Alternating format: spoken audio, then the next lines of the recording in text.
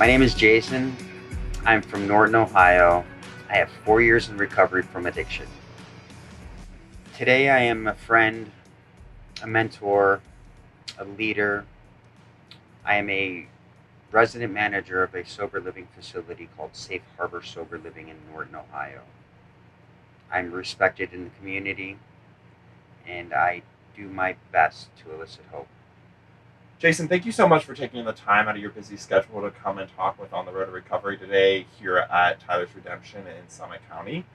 We really appreciate it. We know you're busy and everything. So we're going to start right at the beginning. So what was your childhood like? What was your family relationships like? Did you have any substance use or trauma in your life during your childhood? So it's kind of an interesting thing. I had a normal upbringing. Um, I mean, it was normal to me. I've since learned it was not.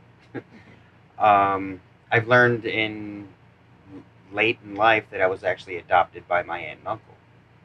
Um, Myself, my brother, my sister, we were adopted, and I didn't know that. Um, my mother is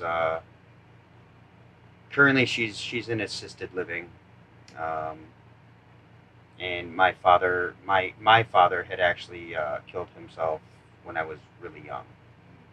So my aunt and uncle, they moved their whole life from Colorado to come take care of my siblings and myself. Very first time I ever drank any kind of alcohol, I don't even remember how old I was, but I was going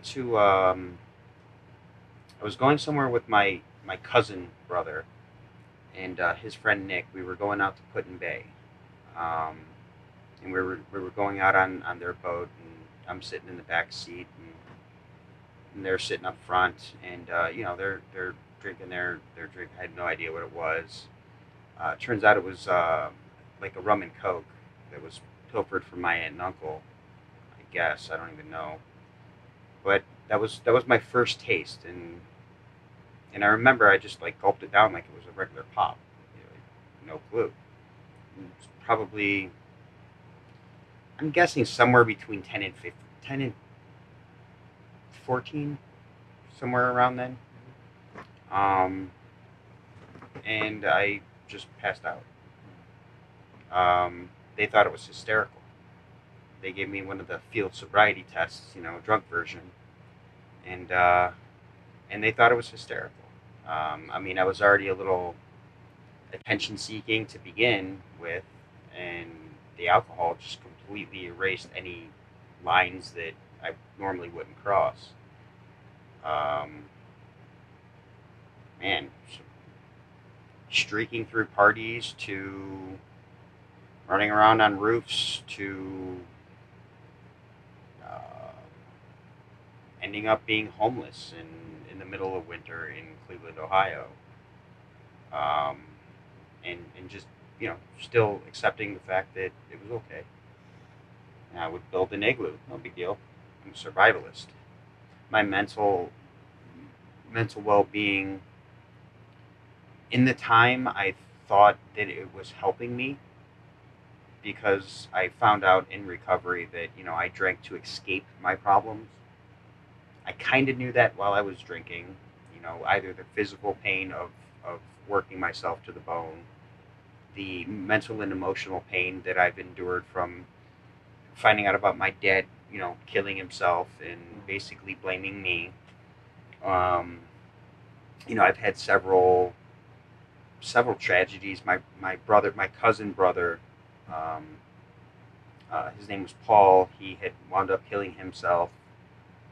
Um, my aunt that had raised us, she wound up passing away from cancer. My grandmother, who I was extremely close with, passed away from cancer. My grandfather passed away from various things. Um, and my the the last one was my other sister that was actually raised by my mother before she was sent away. She wound up overdosing from heroin in my mother's bedroom or bathroom rather. blocking all of these emotional scars and masking them and just not dealing with them in any sort of healthy mental health way, um, was my coping mechanism. So I didn't have to deal with any of that.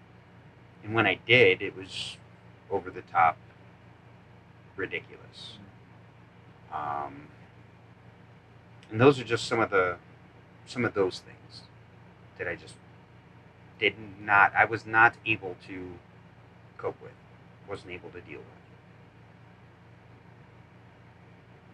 At what point did you recognize that you had a problem? with. So I knew I had a problem early on. I was in and out of the rooms of Alcoholics Anonymous, in the rooms of various different treatment centers for about, I don't know, 6 to 10 years, thereabouts. I would get about a year sober, and that was only by the grace of God. Um, so the most recent time, um, May 14th of 2019, it's my sobriety date. Having experimented with various different forms of sobriety and what that looked like, I'll do this and I'll do that, but I'm not going to do that. Yeah, I'll talk to somebody. I'll get a sponsor. I won't call him, but I'll get one. Um, you know what? I'm just going to study the big book of Alcoholics Anonymous. I'm going to study the 12 and 12, and I'm writing definitions. So I've acquired what I've come to find out is the intellectual sobriety, which did nothing for me because of one simple phrase of practical application. I got to do this stuff that I'm learning, and so I know all this stuff, right? This last go around, I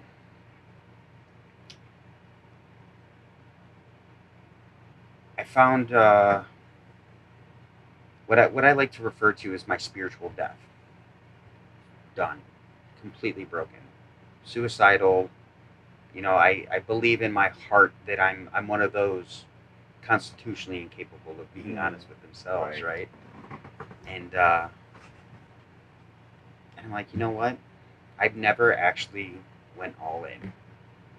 Never done it. There was a lot of self analysis and what didn't I do? Huh, I didn't do anything. Oh, okay. Well, let's give this a shot. Right. So that's how I went into my last um, May 14th, 2019. That was my attitude. So I'm just going to do whatever I'm told, whenever I'm told, and however I'm told to do it by those that know better.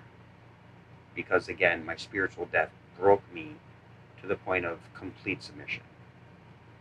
Um, and that's what started this journey, is just complete and utter brokenness. Um, I believe that the man I used to be is no longer.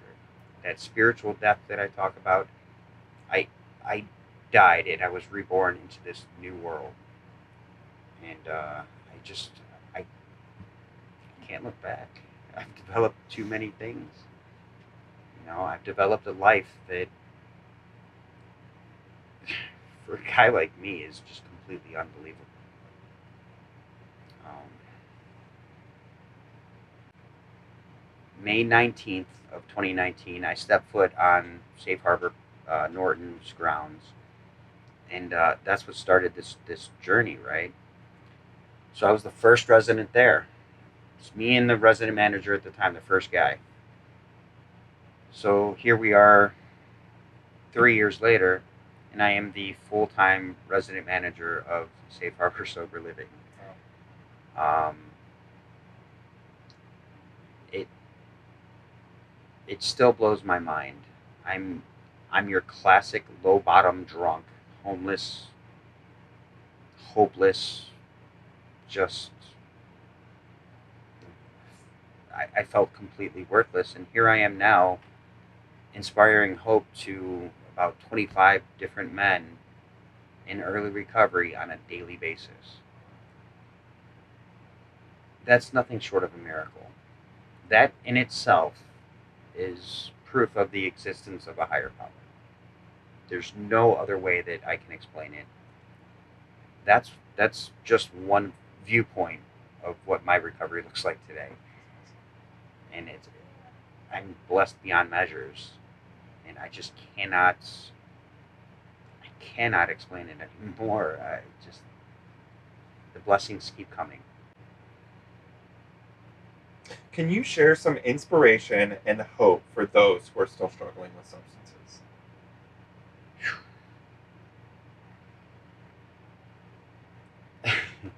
Just ask anyone that ever knew me prior to me getting sober, and it's nothing short of a miracle.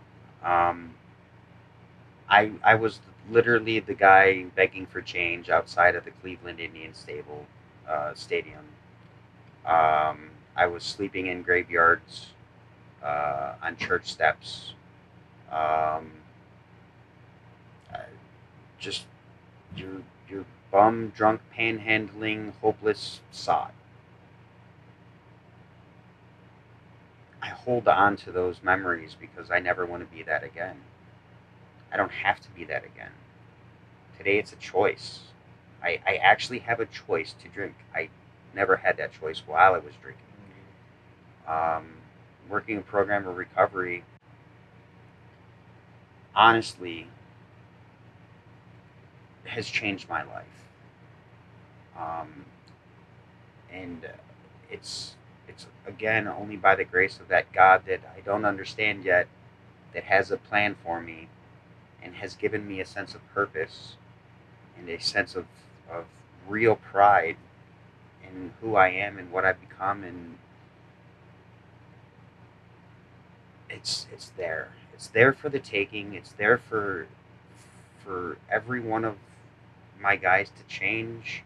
Everyone that is remotely interested in doing something different and changing your life, it's there.